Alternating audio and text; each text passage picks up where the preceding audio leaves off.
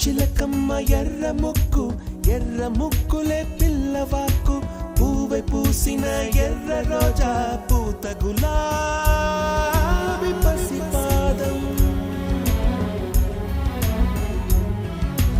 ఎర్రాని రూపం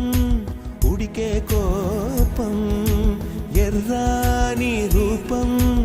ఉడికే కోపం సంధ్యావర్ణ మంత్రాలు వింటే ఎర్రని పంట పాదమంటే కాంచనాల జిలుగు పచ్చ కొండ బంతి గోరంత